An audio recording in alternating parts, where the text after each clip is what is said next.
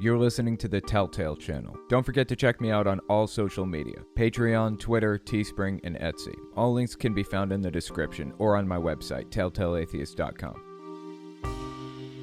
In this podcast, we're going to talk about how Shane Vaughn is absolutely obsessed with Trump. Saturday Night Live comedian Jim Breuer's departure from reality as he goes full QAnon. Congressional candidate Mark Burns saying he's ready to fight for a Christian nationalist state. We also take voicemails. If you want to leave a voicemail, the number is 1-800-701-8573. If you want to send an email instead, the email address is telltalemailbag@gmail.com.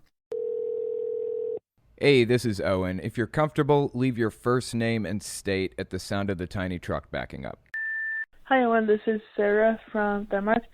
So I was wondering, where does the QAnon in QAnon come from?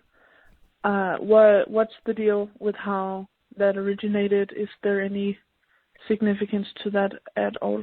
So I thought that could be interesting to figure out. So, hey, have a good day. Bye. Appreciate that. Makes sense that you're not super familiar with like the origins because you're not from the US, right? I think you said you were from Denmark. Basically, in the US, I'm sure your country has something similar. In fact, maybe it has the exact same structure. I don't know. But in the US, in the intelligence community, like in the FBI and the CIA and everywhere else, they have different levels of classification of information. So if the FBI finds out there's some organization that's planning some kind of a crazy attack or something, and they don't want that organization to know that they are onto them, they will classify that information under like top secret clearance or secret clearance. I mean, there are different levels of information where you have to pass these various different background checks and tests before you're allowed to have access to this kind of information. The highest that it goes, I believe, is top secret. Yeah. Top secret is the highest it goes. Top secret is the kind of shit that you discuss with the president, like things that are happening in Russia or things that are happening in Ukraine. That's the kind of thing that is classified as top secret information. And nobody except for like a very few people at the top have the clearance to access top secret information. Well, the Department of Energy in the United States has another level of clearance beyond top secret. The Department of Energy.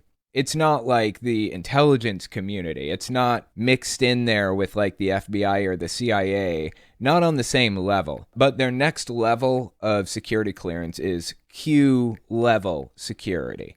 I don't know why they call it Q level security. They just do. So this person years ago, back in I think 2018, I don't remember exactly when QAnon first appeared, but there was a guy on 4chan that appeared. And by the way, 4chan call each other Anons. That's 4chan and 8chan users call themselves Anons because they're anonymous. They have a number of different names for each other, but one of the names at the time was Anon. And this guy on 4chan was claiming to be a Q-level security clearance person who had secret information that the government was trying to cover up, and so he called himself QAnon. He posted as Q, being from 4chan and 8chan. The group that followed him became known as QAnon. That's kind of the origin of the name. So, looking back, in all honesty, why would a Q-level security clearance person, somebody at the very top of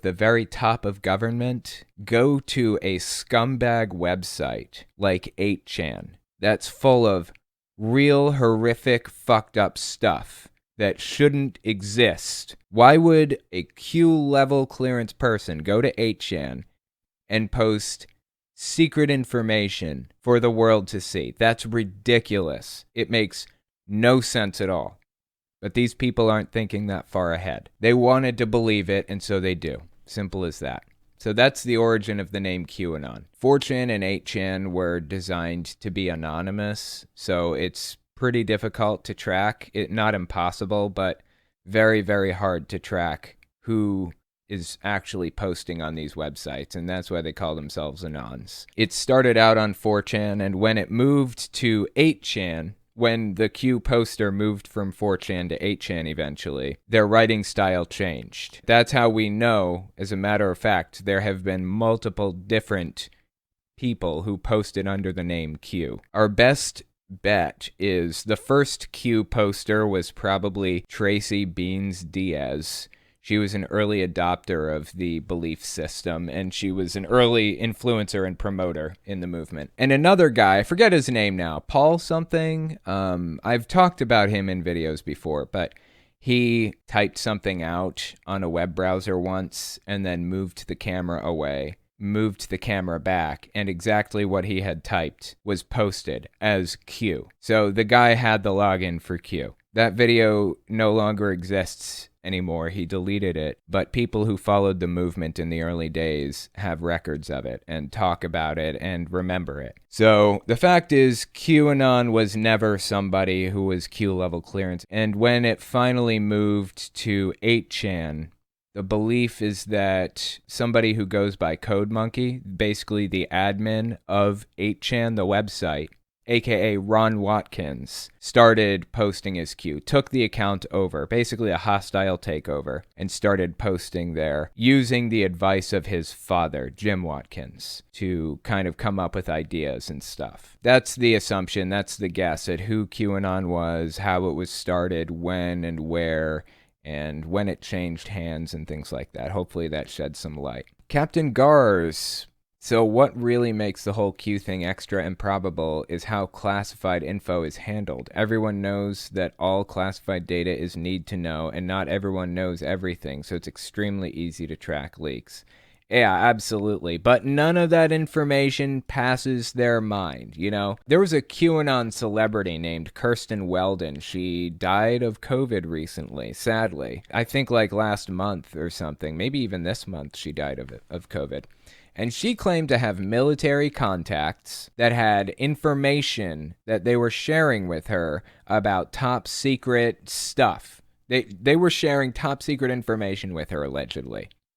Really? You trying to tell me that military operatives that have top secret clearance communicate with QAnon influencers, people who are viewed as conspiracy theorists to the rest of the world?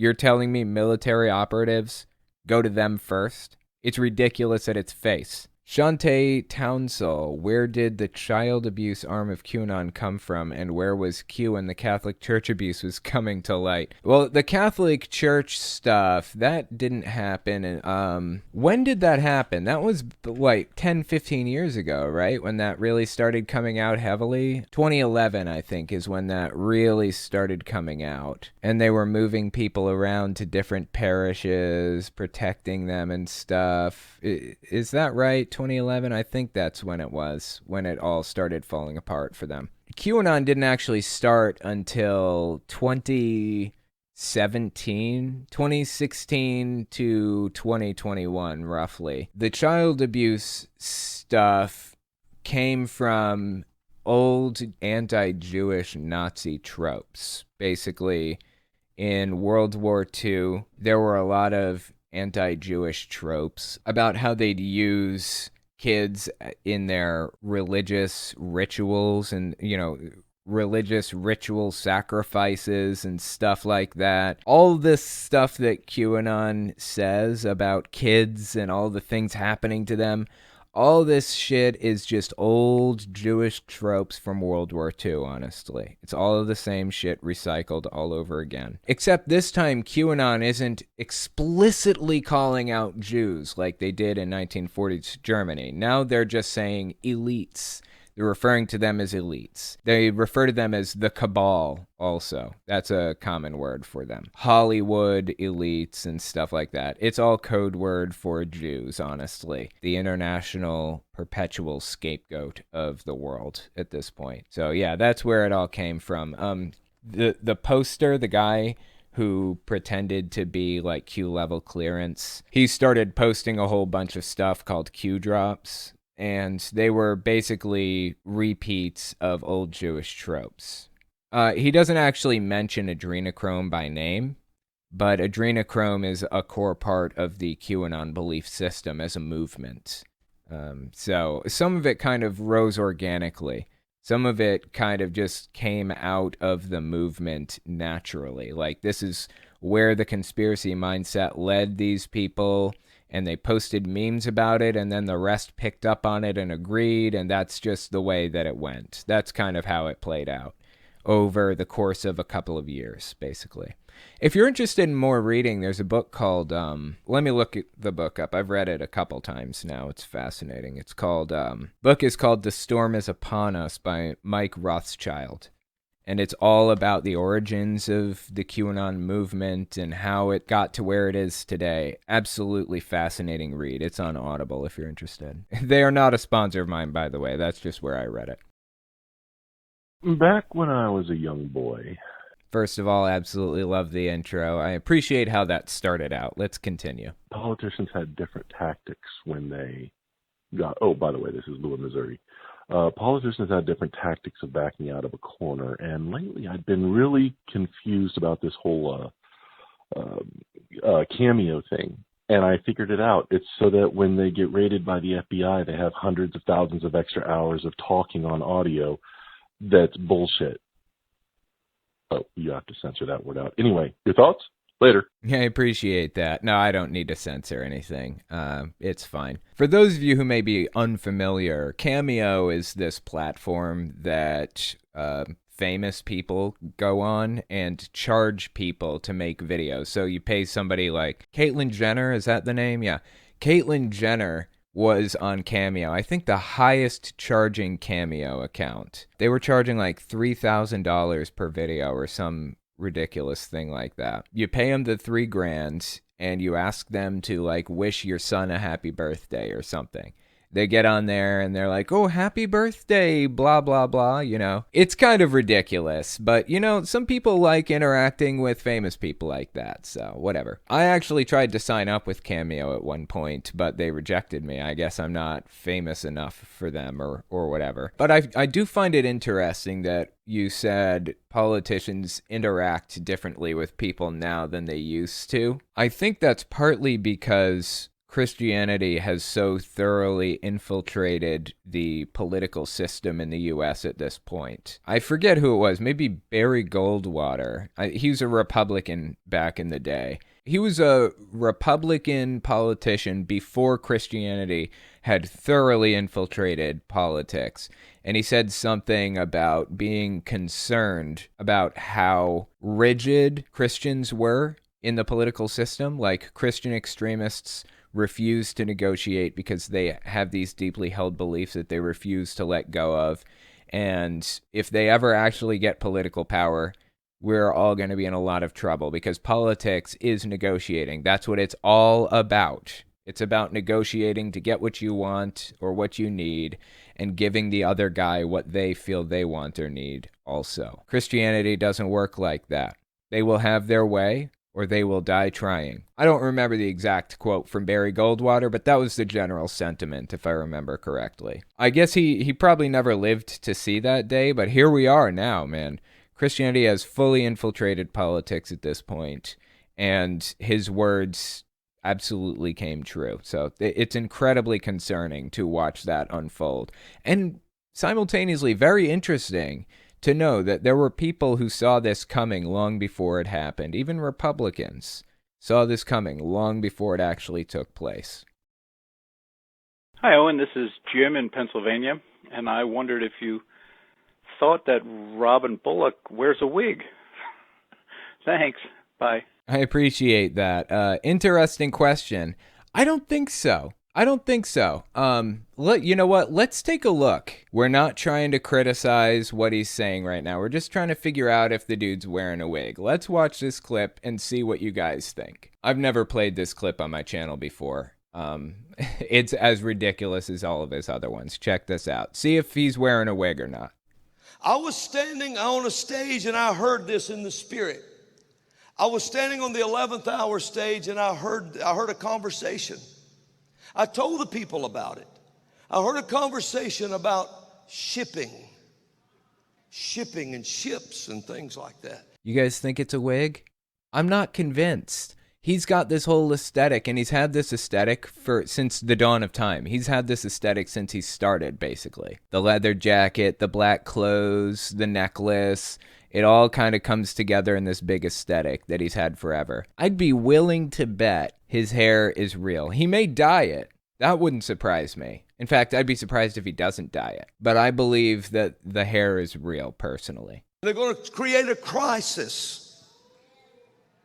And they're going to try to create this crisis. And I told them, and I sent word to the rightful president of the United States. Yeah, basically he's, in this video, he's alerting Trump that a ship is going to get stuck in the Suez Canal, and then it got stuck in the Suez Canal. Of course, completely full of shit, but we're not getting into the video. We're just trying to figure out if the dude's wearing a wig. I don't think so. I think his hair is real, personally. Hey Owen, it's Ben from New York.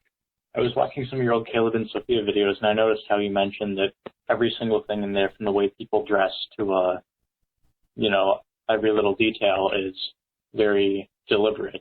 And I was wondering if that has anything to do with the father's accent, like if that somehow reflects on like something in Jehovah's Witness culture. Sorry for all the ums and ands. Appreciate your time. Thank you. Here's the thing about the father's accent. Nobody can pin it down. Nobody can figure out what it is. People from Brazil think it's Brazilian. People from Spain think it's Spanish. I mean, no one can figure out what the accent is exactly. From the beginning, Jehovah has always cared about people. What is that accent? What is it? Nobody can figure this out. If somebody knows, please post it in the comments. Sadly, many of them have caused him great pain. I think it's honestly a combination of different accents to make him slightly more relatable to different ethnic groups. I think they were mostly trying to appeal to minority groups, make their organization more interesting and more desirable to minority groups. Who knows, honestly?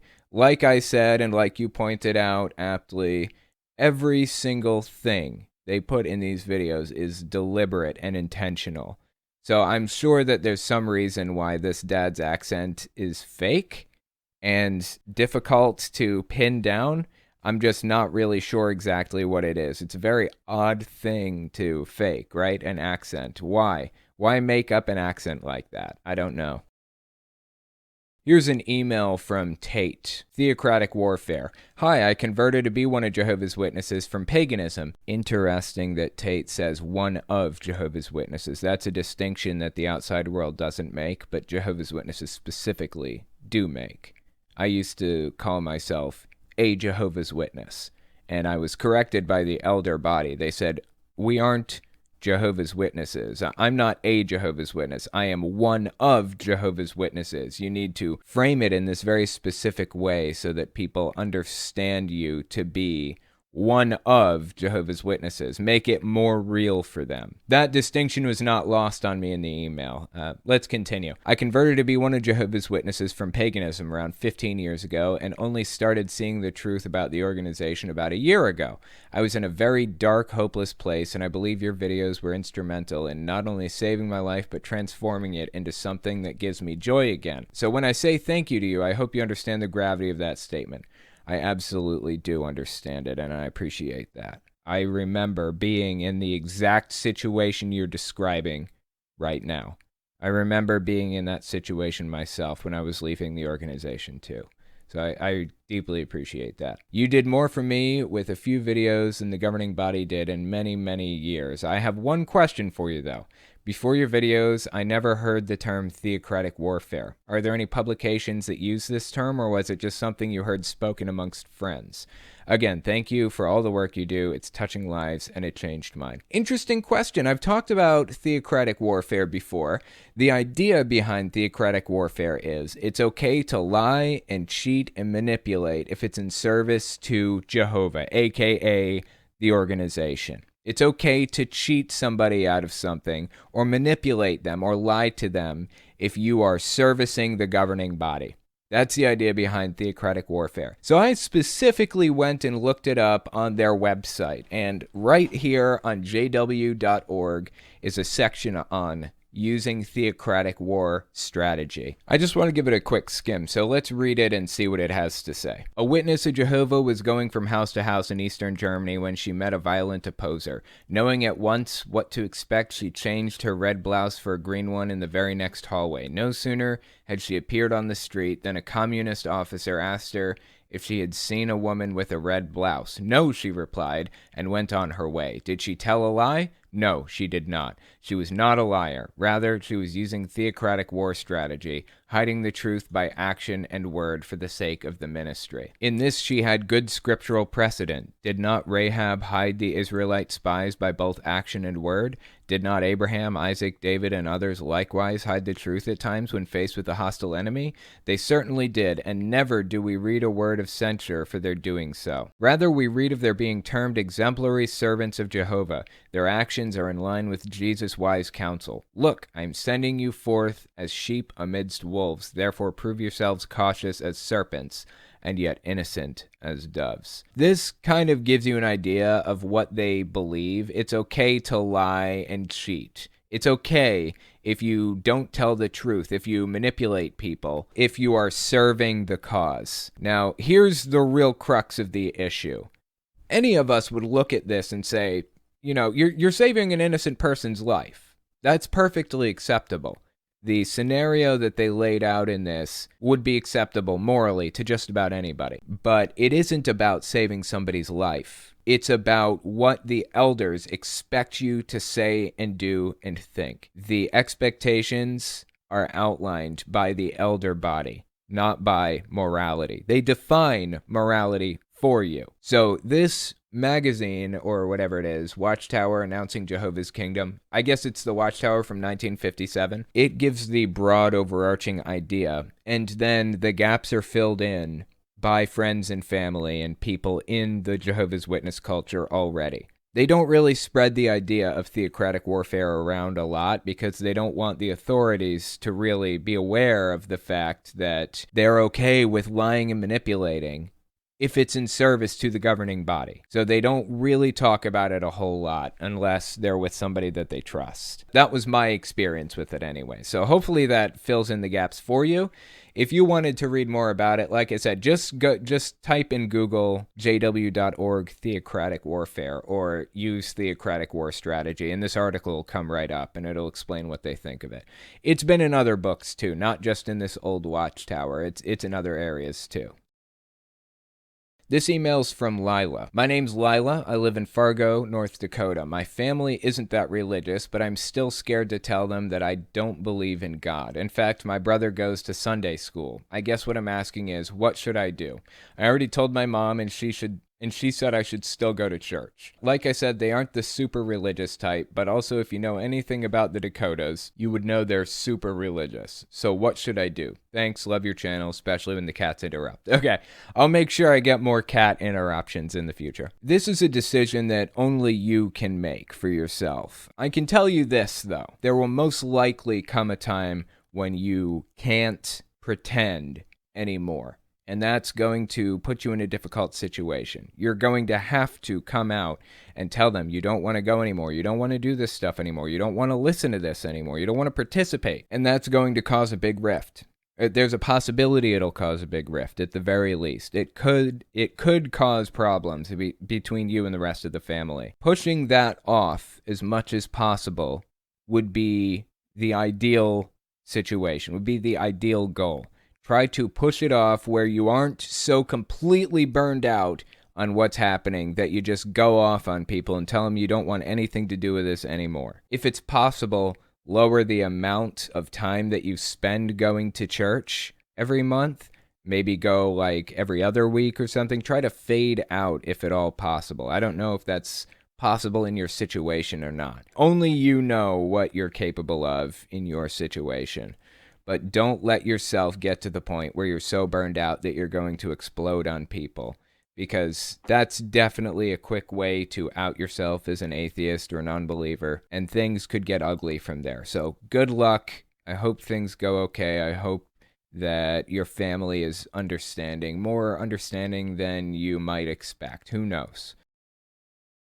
Here's an email from Thomas. Hi there. Do Jehovah's Witness members believe in meditation, and how are you and your daughter? From Thomas from Denmark. I appreciate that. We're doing okay. Just got vaccinated with our booster shots and the flu shot, like yesterday. It has knocked us on our asses. It has not been fun dealing with this. We are so fucking sick. Or I am, at the very least. And Kylie said she had a pretty rough night, too. We're making it. At least we're not in the hospital with COVID. That's a plus, right? Regarding your other question, do Jehovah's Witness members believe in meditation? It depends on what you mean by meditation. A lot of the time you'll hear Jehovah's Witnesses talking about and encouraging meditation. Well, what they mean when they say meditation is praying to Jehovah, reading all of their articles and studying their magazines and stuff like that. If you mean mindfulness meditation, then I would say no, they are not in favor of that. They believe yoga is demonic. They have a lot of weird beliefs about meditation and stretches of various sorts, but they do encourage meditation the way they define it. So hopefully that answered your question. I've actually been streaming on Twitch lately on Tuesdays and Thursdays. I've been playing Breath of the Wild and just hanging out and talking to people. That's been pretty cool. I definitely qualify to be an affiliate now. I think I have like an average of 35 active viewers on average, and I need 75 to get partnered. But like I said, no rush. You know, these things will happen. Growth with social media has to happen organically, so don't feel pressured to go over if you don't want to. It's going to be perfectly fine. Next, we're going to talk about how Shane Vaughn is absolutely obsessed with Trump. Give us 30 seconds, and we'll be right back. You're listening to the Telltale Channel. Don't forget to check me out on all social media: Patreon, Twitter, Teespring, and Etsy. All links can be found in the description or on my website, telltaleatheist.com.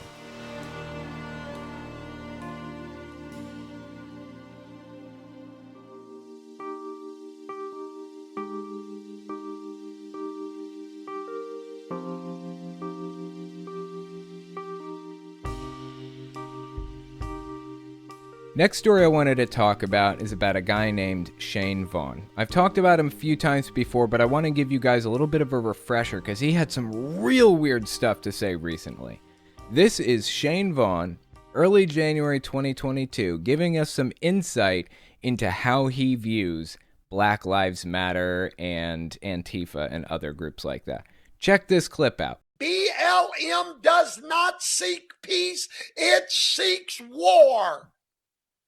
It does not seek understanding, it seeks tyranny. Actually, it seeks equality. That's what it seeks. And the fact that you seem to think that Black Lives Matter wants war and tyranny tells me all I need to know about you. You have drank the Kool-Aid, taken a nice deep gulp of it, and are now at the point where you believe the culture war and whatever it has to say about it. But I digress. Let's keep listening. BLM is demons. And you tell them I said so. Okay, I will. I don't think anybody in Black Lives Matter gives a shit if you think they're demons, but all right. Give them my mailing address, P.O. Box 2757, Bay St. Louis, Mississippi, 39521. You demon spirit called BLM, I curse you in the name of Yeshua the Messiah for what you have done in the United States of America. You Nephilim demon spirit, shut down your demands. America will not succeed or accede to your tyranny. Okay, first of all, I don't think anybody wanted your mailing address. I don't think anybody even gave a shit. But thank you. Was that a subtle way to give us your mailing address without, like, being obvious about it? I don't know. Why did he even give us the mailing address? That was just strange. And second, Black Lives Matter wants equality. Now, you may disagree on what equality looks like, but that's what they're fighting for. That's what they've always been fighting for. There is also a difference between the organization Black Lives Matter and the movement Black Lives Matter. A lot of people who believe in the movement Black Lives Matter just want equality. That's it, man. There's no political hidden agenda down there that they're trying to sneak by you.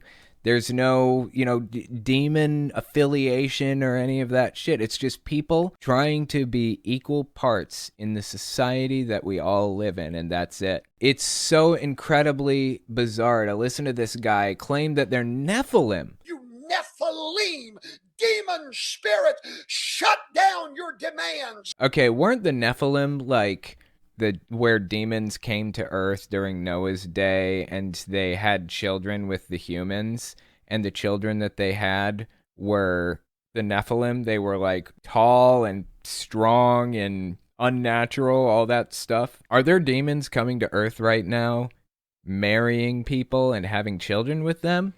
And the children are Black Lives Matter protesters? Is that what we're saying? This isn't the only guy that's talking about Nephilim right now either. There's Stella Emanuel. She's talking about Nephilim. She's saying that people who get vaccinated are being turned into Nephilim. Rick Wiles says the exact same thing. What is this weird sudden obsession with Nephilim right now? Now Black Lives Matter protesters or activists are Nephilim. It gets weirder. Surrender to your demands. Why? Because no demand they ever make will satisfy their demon minds. All anybody wants is equal treatment and equal respect in society. That's it. That's all anybody has ever wanted. Well, there are people out there who are supremacists and separatists. That's a problem. That's not Black Lives Matter. That's not Black Lives Matter. That's not even what the organization stands for. That's not what the movement or the people stand for. They don't stand for supremacy. And if they did, I wouldn't support that. All anybody has ever wanted is equality. That's it. But this story isn't about Black Lives Matter. That's not what I'm getting into. I just played that clip, even though this video is really about his latest clip where he bought these Trump coins. I want to talk about that one, but before I do, I want to lay the groundwork and show you where he sits on this culture war issue. So we've pretty much established how he feels about Black Lives Matter. They're demon Nephilim from the pit of hell. Watch this one, mid-December 2021. It should give some insight into how he feels about masks. Until you get that faith, you're not on the same page as God. And therefore, COVID-19 is never leaving this earth. It is waiting on a church to come out of their isolation and to stand in faith and declare enough is enough. What does that even mean? I don't understand. COVID-19's waiting for a church to come out of hiding and say enough is enough? I don't think that he thought that statement through very well. Yeah, that is what COVID-19's waiting for. Of course, it's not sentient. It has just been waiting for people to come out of quarantine so it can ravage entire populations. That's exactly right. Is that what you're trying to tell us, Shane Vaughn? I think you've suddenly found yourself on the wrong side of this culture war. You seem to be on my side here. Stay inside for safety's sake. That is not how he actually views things. I have to imagine he just misspoke with that. Keep listening. Do you know why Satan hates when you won't put a mask on your face? Because you're screaming loud, I have no fear. Hang on, let me just listen to that one more time. Do you know why Satan hates when you won't put a mask on your face? Because Satan hates when you don't put a mask on because you scream, I have no fear. This coming from the group of people who wear guns to Walmart, who wear it on, like, in their holster, open carry guns in Walmart, just in case they need it, I'm not afraid, not afraid, so I don't wear masks because I'm not, okay? I just wear the gun for aesthetics, that's it. These people hold contradictory views, and they realize that they do. They recognize the fact that their entire worldview is pretty much non-cohesive. It doesn't fit together at all. But when you realize why they're doing this is ultimately to own the libs, to hurt their enemy. Every decision they make, everything that they say, suddenly makes sense. It is not about principle or morality or beliefs. It's about owning the libs. It's about hurting their enemy, hurting the other. Let's keep listening. I have no fear. No fear. When you've got a mask up church trying to lay hands on somebody for healing, you've walked into the biggest lie you've ever seen. Don't you ever wear one in this building. Don't you ever come here and bring your fear in the midst of our faith. We are a victorious church. We are a healed church. We walk in healing no matter what. They walk in heels? Is that what he said? That's really sad, dude. This guy is literally putting people's lives in danger. Instead of following the science, accepting the science as we know it right now, this dude is outright encouraging people to put their lives in danger. Honestly, what's the sacrifice that you're making by putting a piece of cloth over your face? Such a basic, minimalist sacrifice. I don't like wearing a fucking mask, but I wear one out of respect for the people around me. He doesn't want to show respect to the people around him. It's selfishness to the core. And I just wanted to point this out because it'll show you exactly where he falls on the political spectrum. It'll show you what he believes and how he feels about culture war issues. Well, that's not where the craziness ends. Check out this next clip. This is early January 2022. He takes his mask belief system out of the church and into the real world, and he gets himself into a little confrontation on an airplane with some people. He refused to wear a mask on an airplane, and he got himself into some hot water over it. This clip came out early January 2022. Check this one out. I'm surprised I ain't in jail. If I go to jail, y'all better bond me out. Don't let me sit in there all night. Give me my cot, my cookies until somebody bonds me out.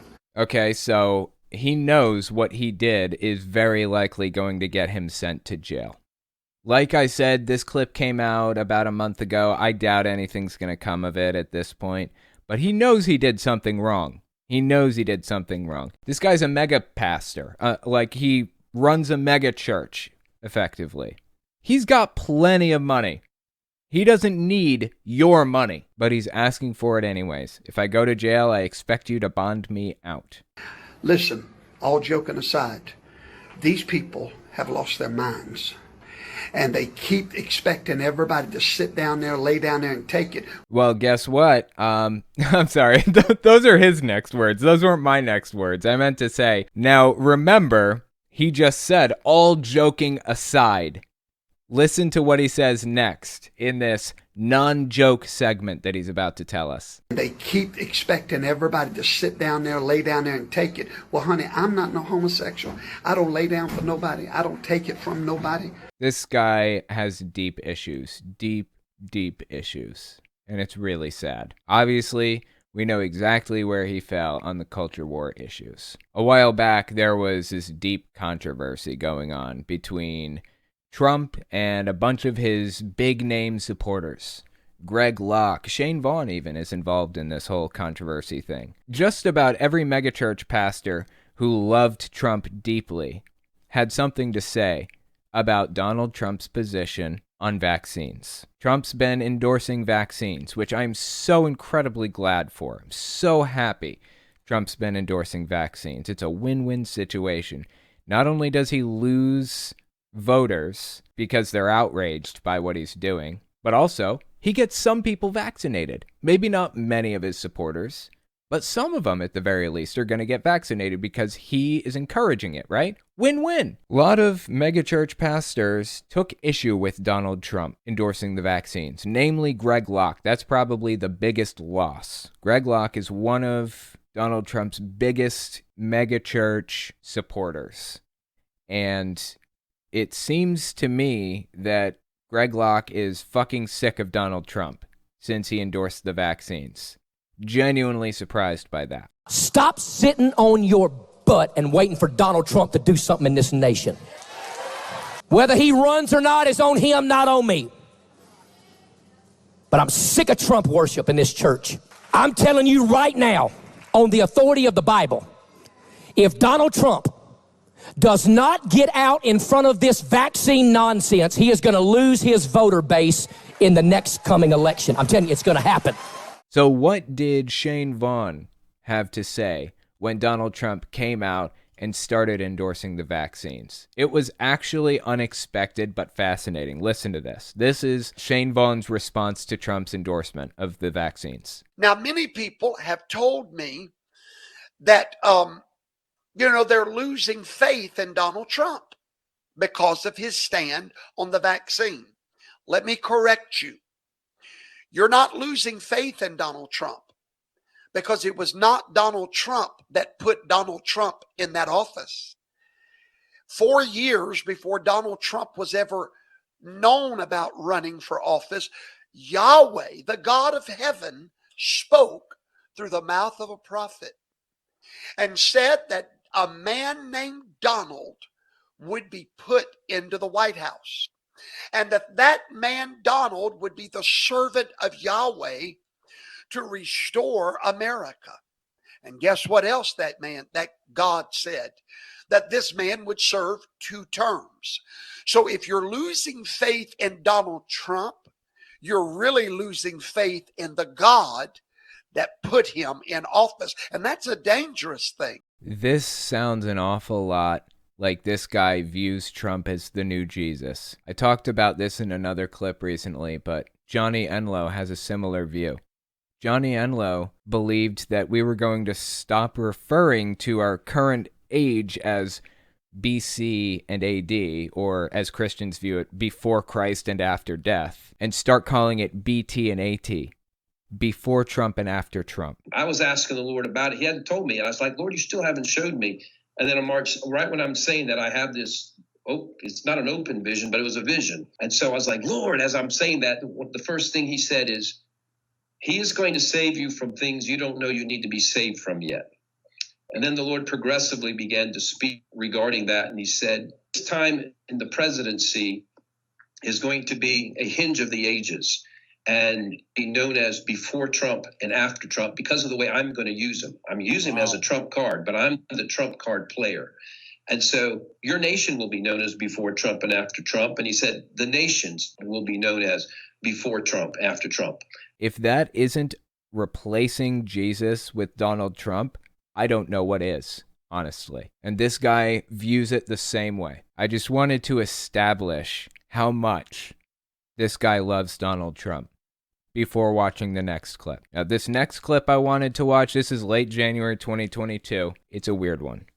Check it out. I am one of the few human beings on earth that holds in my hand what I'm about to show you. I am so excited about it. I'm waiting with bated breath. Official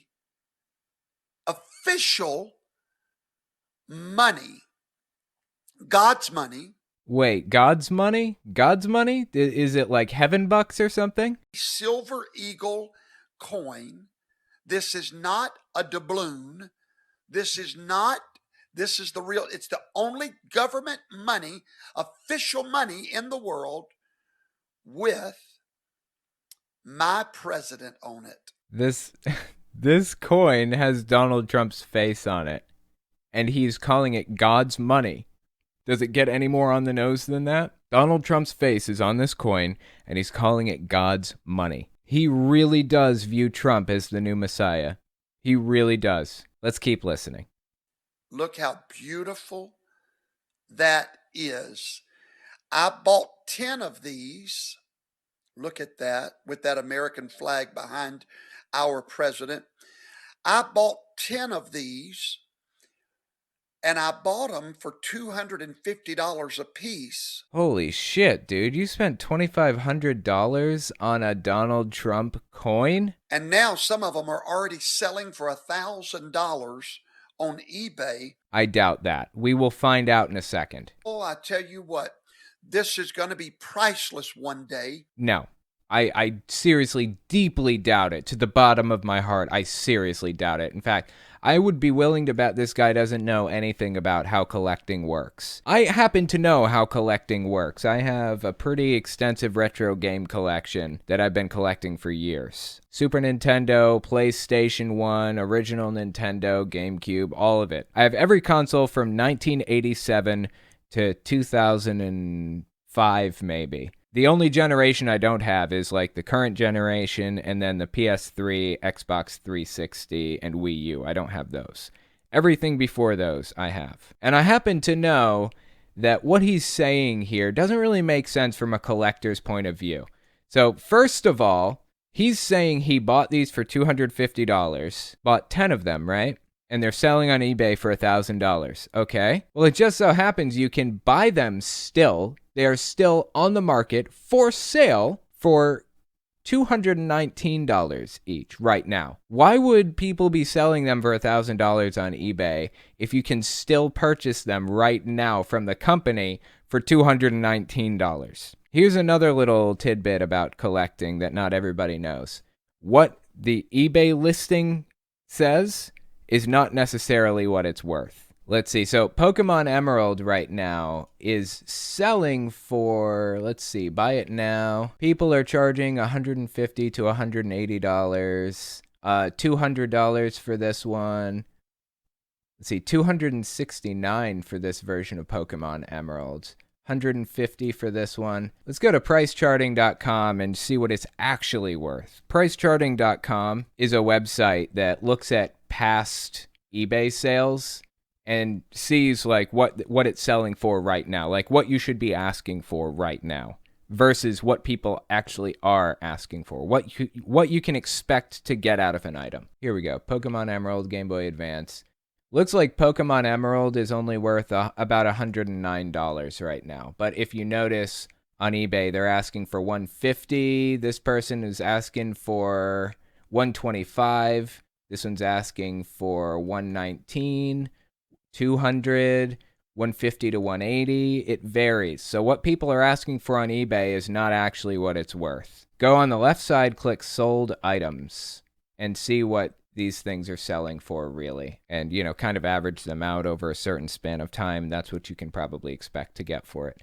Anyways, I don't really give a shit if people are selling this Donald Trump coin on eBay for $1,000. You can buy it from the company for $219. And I have to tell you, Shane Vaughn, genuinely, I honestly think you just made a really, really bad financial decision buying 10 of these coins for $2,500. I cannot imagine your wife is very happy with that decision. Oh, and on another note, since we're talking about it, if you look at this tweet from Right Wing Watch, MAGA pastor Shane Vaughn is overjoyed about possessing the only official money in the world with Trump's face on it. Those coins will undoubtedly come in handy if Vaughn ever visits the Republic of Cameroon, which is the only place it is legal tender. MAGA pastor Shane Vaughn brags about buying 10 silver coins featuring Trump for $250 apiece, claiming that they're going to be priceless one day. I seriously deeply doubt it, and I am so sorry that this guy is so completely brainwashed by by Donald Trump. By everything related to Donald Trump. It is so sad. I wish there was some way to help this guy escape this new reality that he's put himself in. Captain Gars, Mr. Vaughn is a dangerous man. I just don't know if he's doing it on purpose or if he's just a fanatic. He's still a homophobe, thus unacceptable. Exactly. I think he's a true believer. And, oh, you guys need more treats.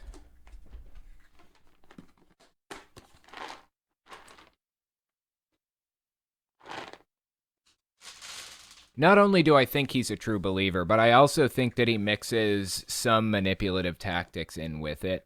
He can be a true believer and simultaneously be scamming people. I think that's possible, and I think that's kind of what we see here. Johnny Enlow, on the other hand, I don't think there's any desire in that guy to scam people. I just think that he is truly, deeply A real true believer, that guy. He certainly takes advantage of people. He certainly takes their money still and all that stuff, but I don't think his motivations are to get money. Shane Vaughn, on the other hand, has a criminal record of taking advantage of people, of running scams to get money out of life insurance policies that weren't his. He has a history, even has mugshots of him going to jail for running this life insurance policy scam.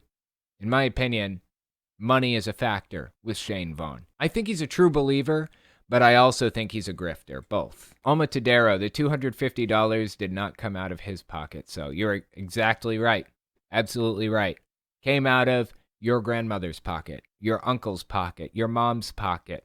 All of those crazy relatives that come to Thanksgiving dinner and talk about how much they love Trump and how much they hate Black Lives Matter came out of their pockets. Their hard-earned money is what paid for that. Chandler Slesiak, aren't these pastors like Shane Vaughn basically committing idolatry and breaking the first commandment by worshiping Trump? Lamau. Basically, yeah, they are. I've also mentioned this before, but there was an actual literal golden statue of Donald Trump.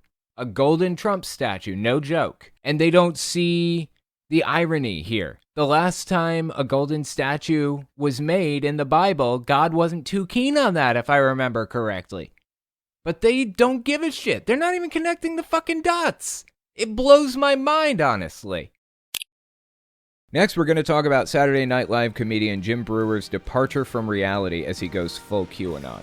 Give us 30 seconds, and we'll be right back. You're listening to the Telltale Channel. Don't forget to check me out on all social media: Patreon, Twitter, Teespring, and Etsy. All links can be found in the description or on my website, telltaleatheist.com.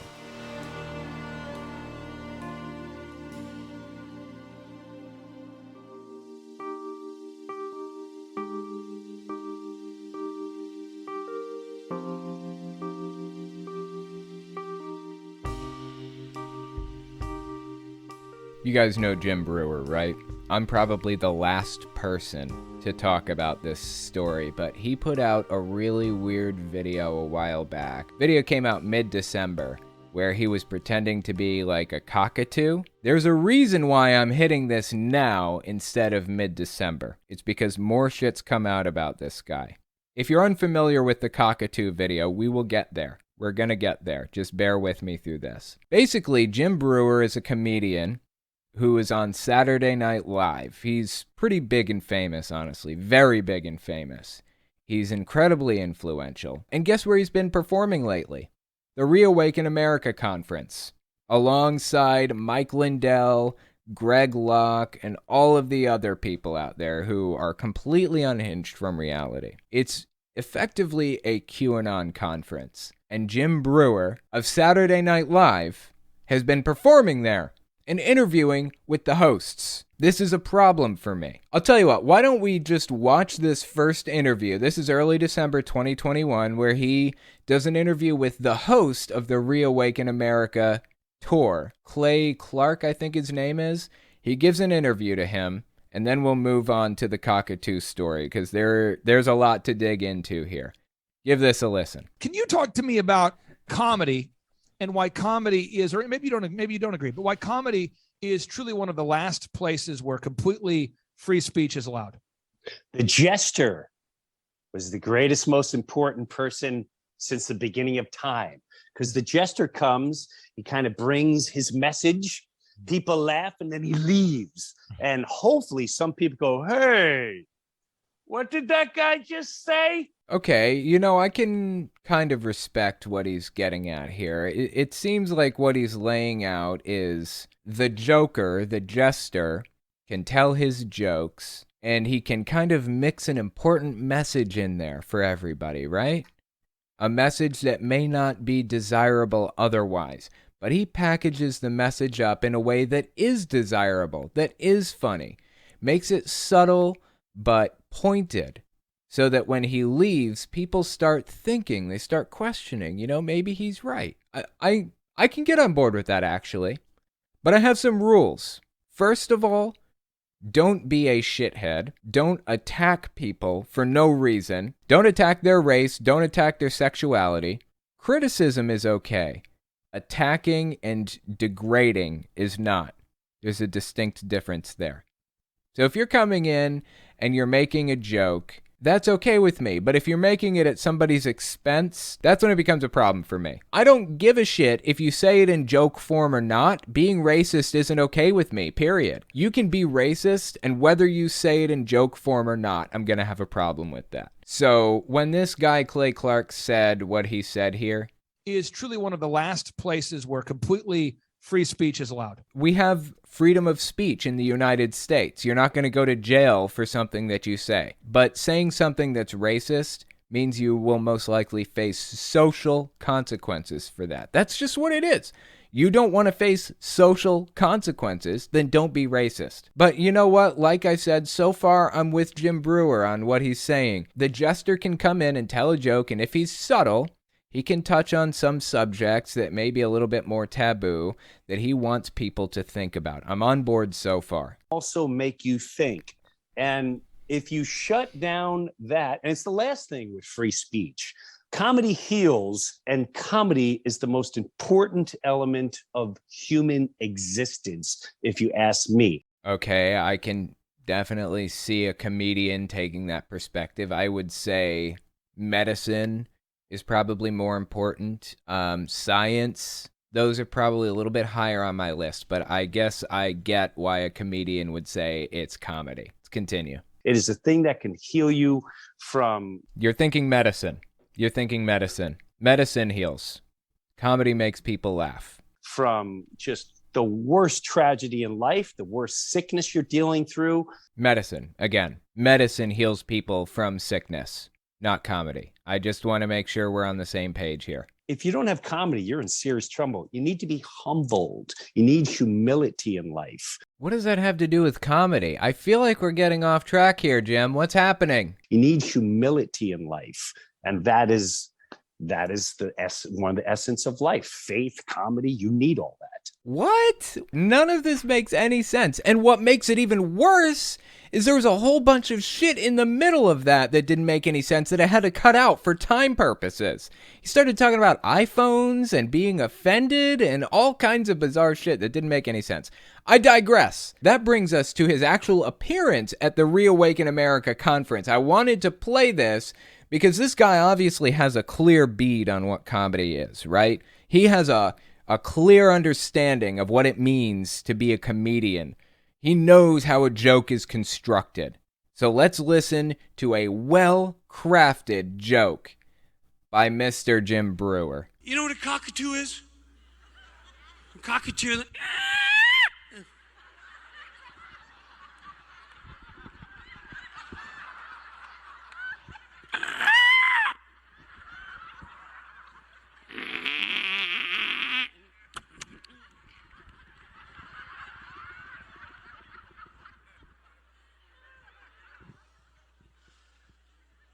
And that's what everyone's become. Little cockatoos staring at the screen. Facts and figures, facts and figures. Dr. Fauci, Dr. Fauci.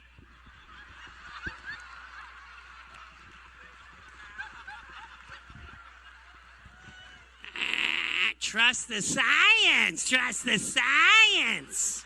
You know the saddest part about this whole thing? By the way, I'm laughing out of secondhand embarrassment, not because it's funny. It's not. It's fucking stupid.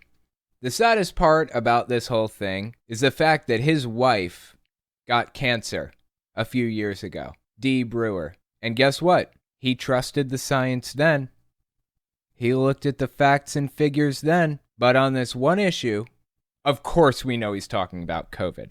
What the fuck else could he be talking about at a QAnon conference criticizing facts and figures and Dr. Fauci?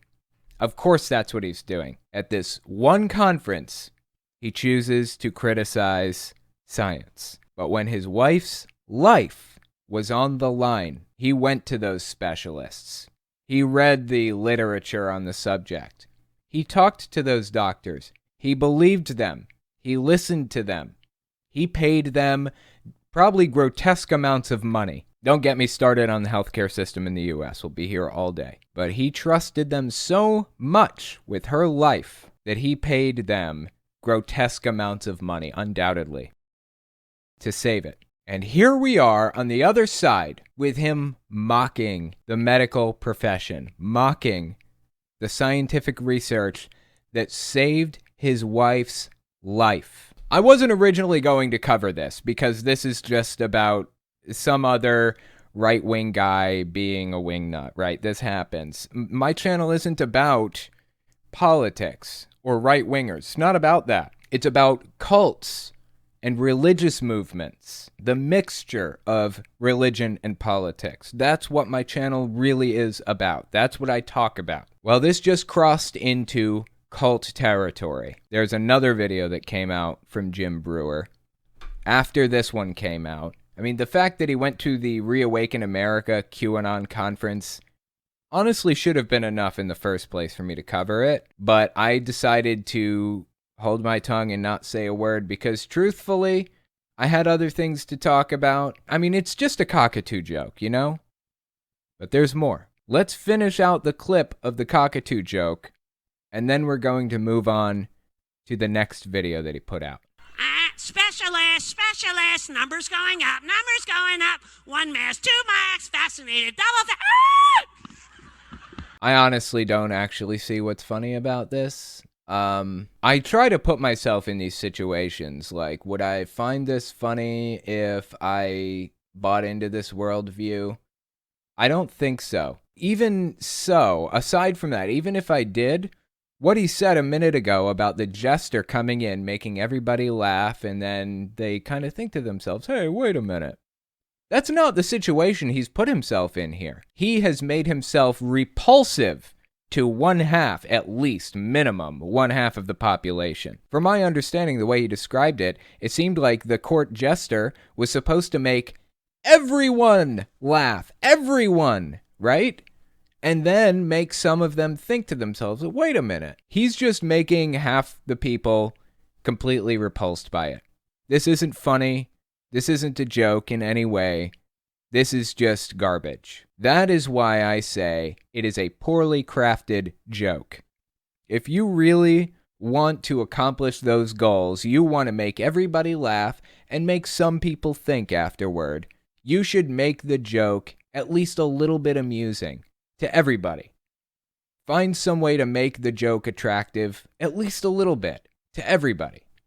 He didn't do that at all. He's walking around stage making fun of Dr. Fauci, a doctor who's trying to save people's lives, and pretending to be an obnoxious bird. That brings us to the next clip. Late January 2022 is when this one came out. He made an appearance on a full-blown QAnon podcast, effectively a podcast, okay? And he had some real weird shit to say. This is why I decided to cover this guy now. I could have covered the Reawaken America tour video where he pretended to be a cockatoo, but everybody covered it, and I felt like it was done to death. Well, now it's crossed into new territory.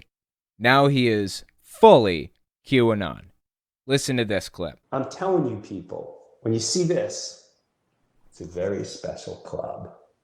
You had to be indoctrinated to get that club. Let me give you context for this. This guy seems to believe, Jim Breuer of Saturday Night Live, that people who cover half of their face like this are signaling to their fellow cabal members, to their fellow Satanists, to their fellow child sacrifice ritualists. Pick the Jewish trope, the Jewish conspiracy from the 1940s. That's who he's talking about. Those people, the elites, the Hollywood elites. Those are the people that cover half their face like this. And there's an origin to what he's talking about here. I'll get into it in a minute. When you see black eyes, that's a club. You have to be indoctrinated by that club. There you go. That's the meat dress. He's talking about Lady Gaga's dress. He believes this to be a meat dress. He believes that it's like part of satanic rituals that she was performing.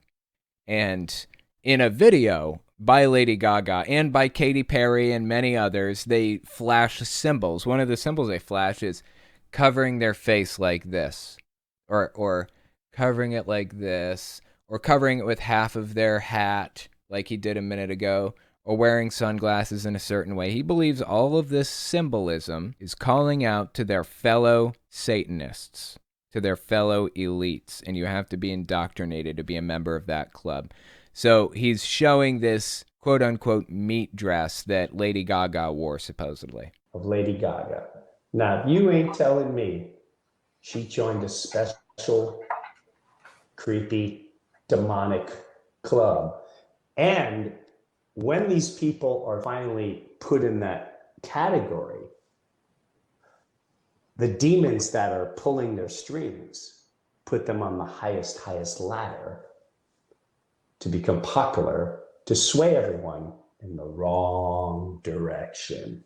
It's been a classic move since the beginning of time. Roman Empire, it goes on and on and on and on. He unironically believes that demons are at the top of the entertainment industry, at the top of every industry, pulling strings and making people famous, basically to sell their souls. They have to sell their souls to become famous and rich. And once they do, they shoot to the very top. And it gets even worse than that. This guy claims to have been one of the people who received that offer from demons.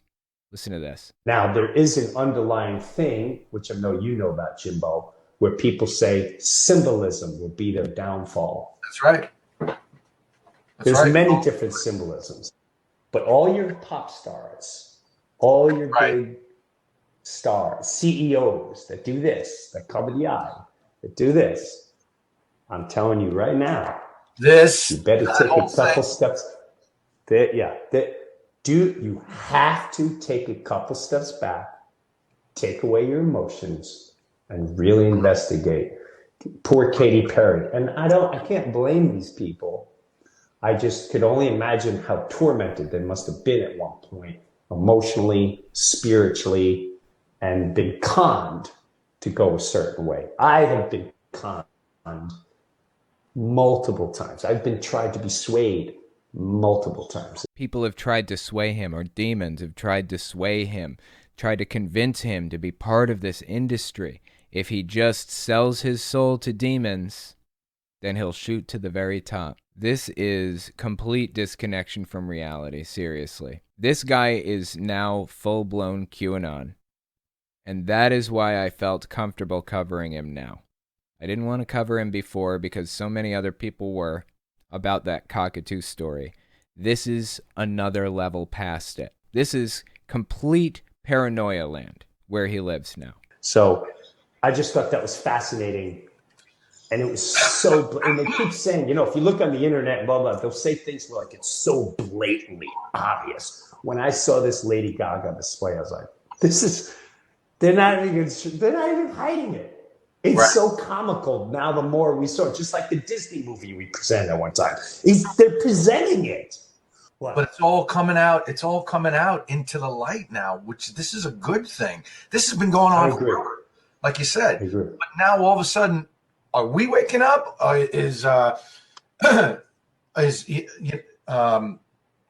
guess we're waking up. I don't know. Are we just noticing it now, or were they forced into the light? Because now, like you said, it's symbolism everywhere. Now you can look, you can see it. You can do a database where, like, you could let me pull up all the people with one eye covered and all that stuff. These people are seeing symbols and signs everywhere. Believe that every time they turn a corner, people seem to be watching them because they know that they're on to them. They seem to think that when they turn a corner and they see somebody cover their face, it's a sign that the demons know where they are and they know that they're watching them because they're onto them. They know their secrets. What is it like to live in such a paranoid state 24/7? What is that like? I feel so bad for these people, so bad, that they can't just pull it together and live normal lives as normal members of society because they're in paranoia mode 24/7. Looking for symbols everywhere, looking for patterns everywhere. When you become a QAnon member, you basically eat yourself alive with fear and paranoia. And if you doubt that, then just go to the QAnon Casualties subreddit. There's an entire subreddit dedicated to documenting the lives that people have lost to this belief system. It is a genuinely heartbreaking place to be. To hear people tell their stories of losing their mom, or their dad, or their uncle, or their sister, or their brother, to this bizarre belief system. And guess what? We can count one more in the QAnon ranks.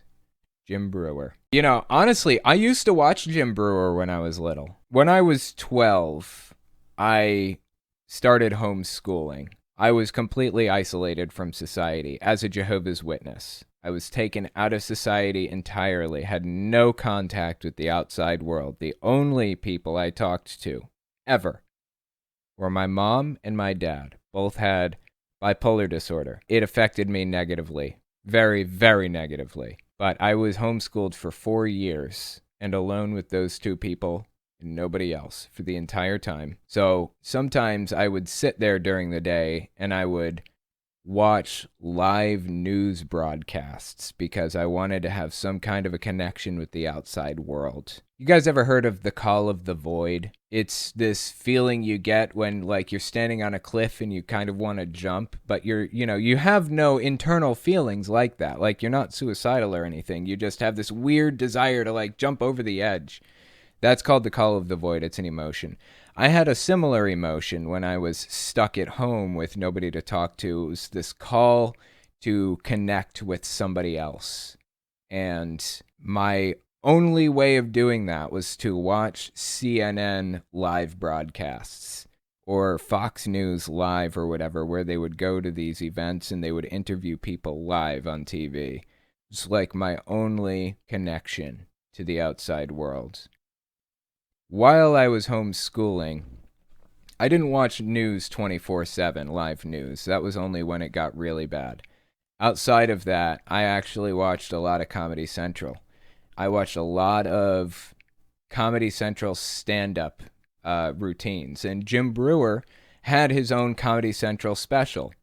I watched so much Jim Breuer when I was a kid, from 12 to 16, I think. I watched a lot of his stuff. It's really, really sad now to know that this guy has gone full QAnon. He is full QAnon. He is a full-blown believer. It's really heartbreaking for his family and honestly for himself. Next, we're going to talk about congressional candidate Mark Burns saying he's ready to fight for a Christian nationalist state. Give us 30 seconds and we'll be right back. You're listening to the Telltale Channel. Don't forget to check me out on all social media: Patreon, Twitter, Teespring, and Etsy. All links can be found in the description or on my website, telltaleatheist.com.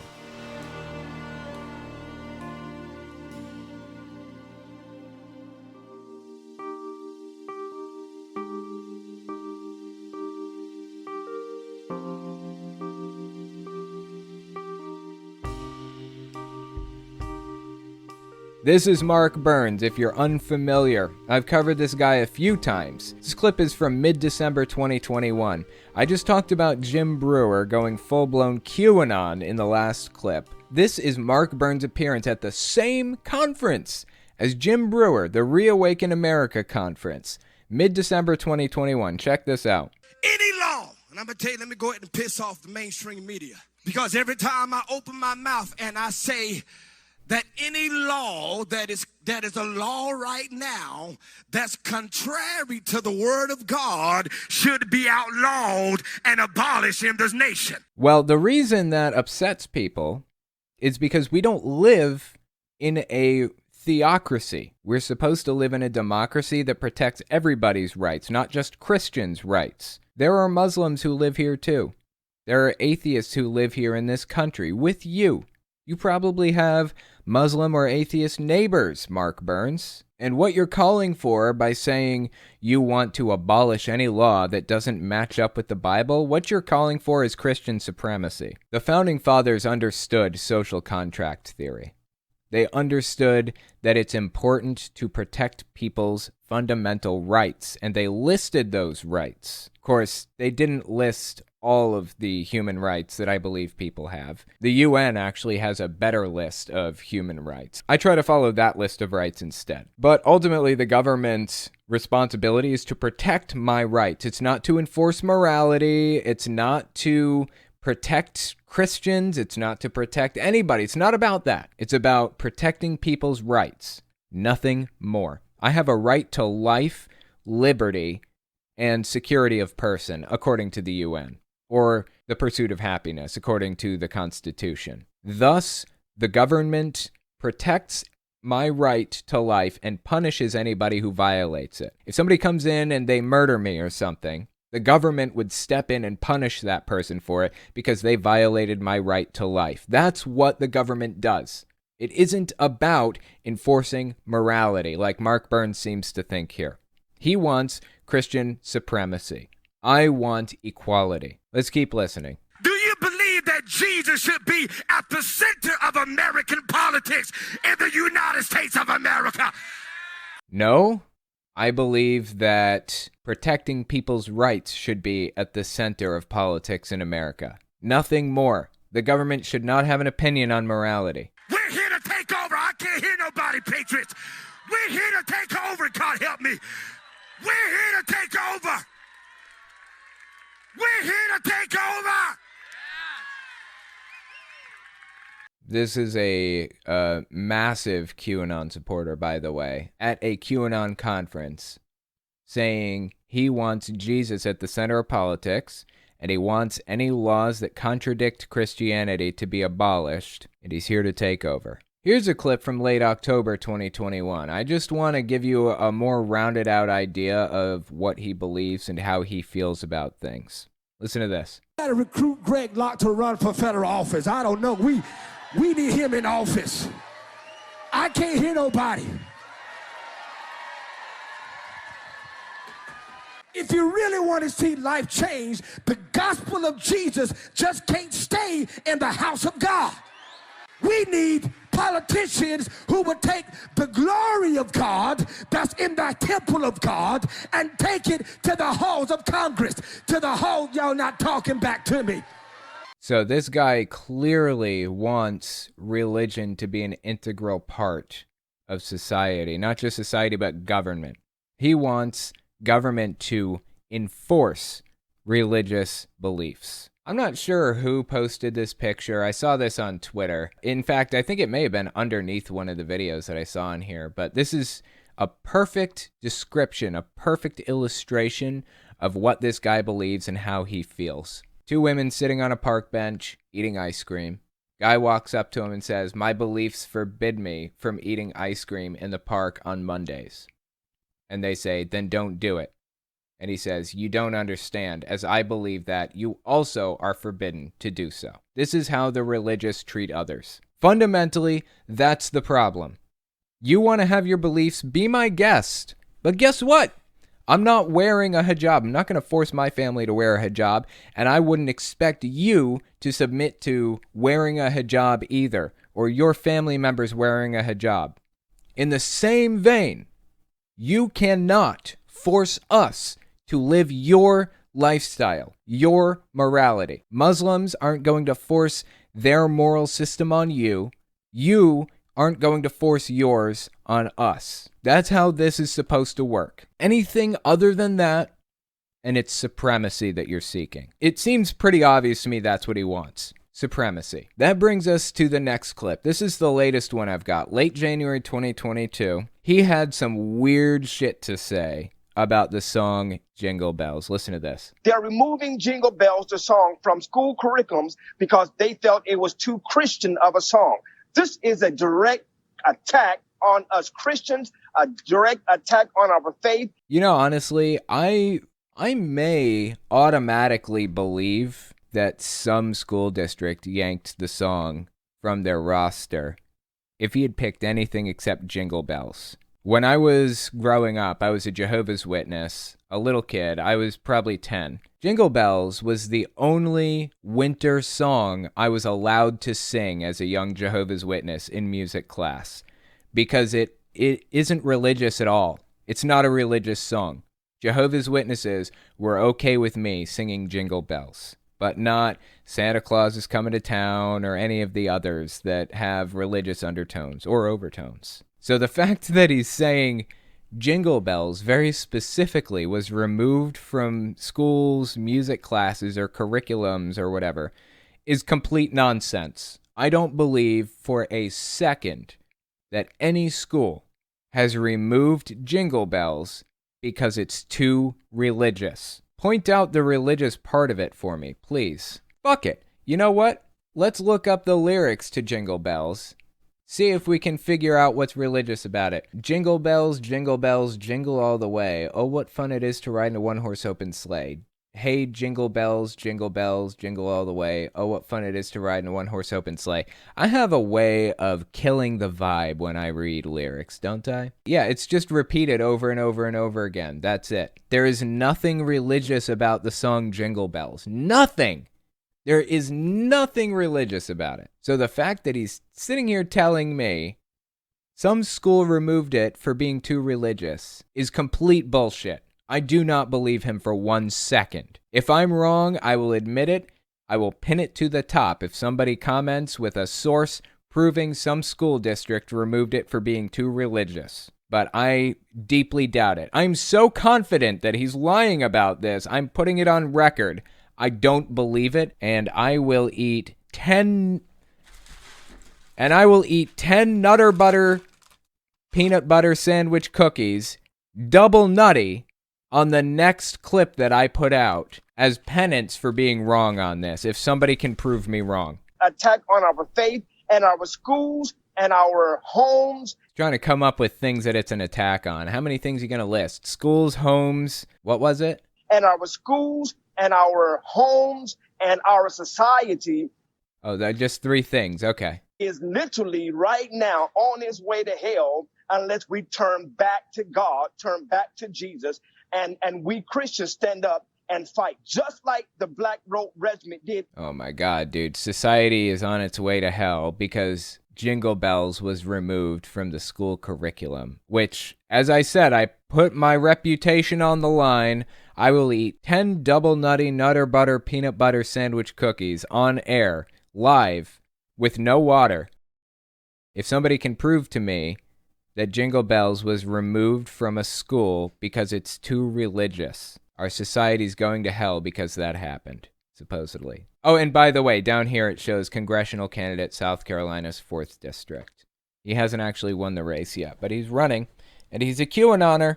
This is something we should be keeping a close eye on. We do not need more QAnoners in Congress right now. And we Christians stand up and fight, just like the Black Robe Regiment did in the 1700s in this great Revolutionary War. And I am proud to have my Black Robe Regiment coat that I wear along with my other brothers and sisters in the gospel. I am a Black Robe preacher, and I'm going to preach the gospel of Jesus in the halls of Congress. I'm going to bring the gospel of Jesus back to the center of American politics and bring this nation back to where it belongs. I guess he's never heard of separation of church and state, huh? Although there was that guy recently who claimed that separation of church and state isn't real. I do not believe in separation of church and state. There is no such thing. The founders of this country, the founding fathers, they did not believe in separation of church and state. When you read the United States Constitution, nowhere in the United States Constitution do you read about separation of church and state. It does not exist. That's Josh Mandel for U.S. Senate in Ohio. Doesn't believe in separation of church and state. And that's pretty much where Mark Burns is right now, too, congressional candidate, South Carolina's 4th district. We have a problem in this country, and that problem is people don't seem to understand the difference between fact and opinion. They don't know the difference between the two. They can't identify which one is which. when Kylie was in, I don't know, somewhere between 4th and 6th grade. I don't remember where it was exactly. They had these fact and opinion tests that they would take. They were worksheets. You had to identify this statement as either a fact or an opinion, and then you had to come up with your own statement and identify if your own statement was a fact or an opinion. And there was this one kid in our class who put Donald Trump as my president as a fact. He put that down as a fact. Luckily, in that case, the teacher marked it wrong, because as much as you would like Donald Trump to be your president, he wasn't at that moment. The point is, we need more of those tests. In fact, I don't want people to move on to the next grade until they can flawlessly pass those tests. The fact that they aren't giving those tests every year of people's school career seems to be leading to people like this. It's leading to people like Josh Mandel in Ohio. You don't believe in separation of church and state? I don't give a shit if you believe in it or not. God is something that you believe in because there's no evidence to back it up. You need faith for that. And that's okay. You have faith in God. That's fine with me. I have no problem with that. But you need to understand that it's an opinion, not a fact.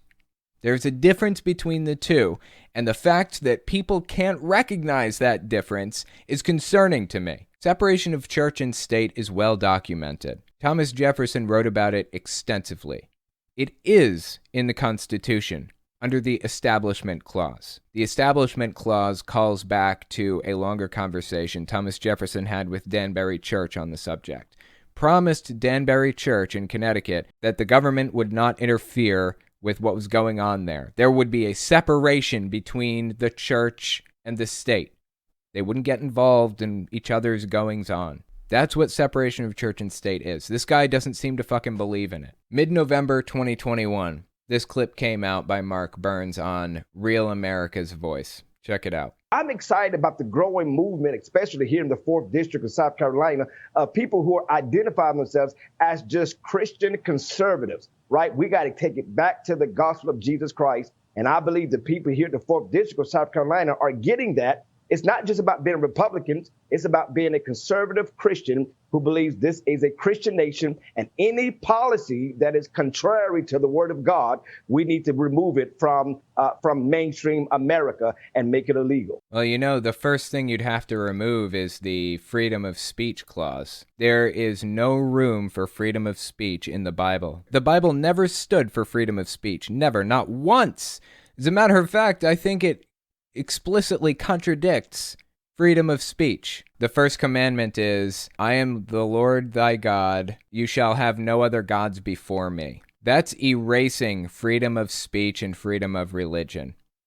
You're not allowed to have an opinion other than what is state sanctioned. You're not allowed to believe in paganism. You're not allowed to believe in nothing at all. You have to believe in this specific Christian God and no other. And who picks which version of Christianity is the right one? You shall make no idols. You shall not take the name of the Lord your God in vain.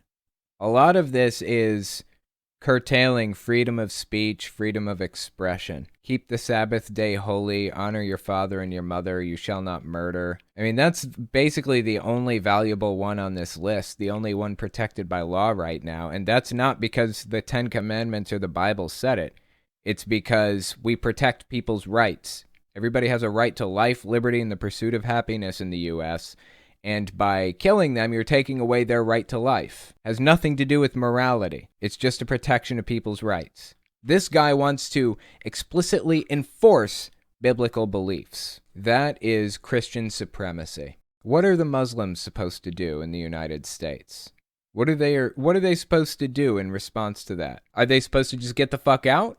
That's what a lot of Christian nationalists believe. That's how a lot of them view it.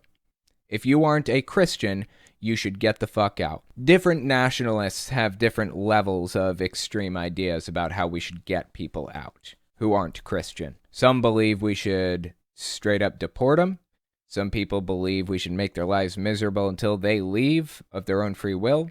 And others believe we should take more dramatic measures. This guy is a Christian nationalist, and I don't know exactly where he falls on that spectrum. I don't know exactly what he thinks the right solution is to dealing with non-Christians in the United States, but I definitely don't want to find out. And hopefully I never will. But he's running for Congress right now, South Carolina's 4th District. If you live in South Carolina's 4th District, please don't let this guy win the race. Please. All that jazz, only thing I could find was a Rochester school that banned it because the first performance of Jingle Bells may have been in a minstrel show in 1857. Guess what? That's not because it was too religious, so I don't have to eat 10 Nutter Butters on stream with no water next time. So, not yet anyways. We'll see if anything comes of it. John Stanley, Jingle Bells was the only song I could sing in music class too. If the guy had picked any other song other than Jingle Bells, I would have just totally overlooked it. I would have just been like, well, you know, there's probably a good reason. We don't need Christian music in schools and stuff. No, he picked Jingle Bells, the one non-religious song that even religious extremists are allowed to sing, because it's so unreligious. It's hilarious. All that jazz. My guess is this guy probably saw a headline and assumed it was religious persecution without actually reading the article. I think you're being too charitable. I think the guy just made it up right off the top of his head, honestly. This guy, Mark Burns, I think he made this shit up. Thank you guys for coming and giving this a listen, and I will talk to you next week. If you like what I do and you want to make sure I can continue to do it, you can support me in a few ways. First, you can support me on Patreon. That's probably the best way. But if you want to get something back for your support, you can check out my Teespring. I sell all kinds of shirts and stickers and stuff on there. Second, you can support me by checking out my Etsy store. I sell 3D printed stands for every system, from the original Nintendo to the Xbox One. And finally, if you want to support me in other ways, you can check me out on my other channels. I have the podcast channel, which is where I talk about whatever's on my mind. Politics, social issues, whatever. You can also find it everywhere podcasts can be found. Or you can check out the videos on my main channel where I focus on destructive cults. As it is with most channels these days, I rely on the support of viewers like you to keep my channel alive, so sharing my work is extremely helpful. Anyways, check me out in all those places if you haven't already. Thanks for listening, guys.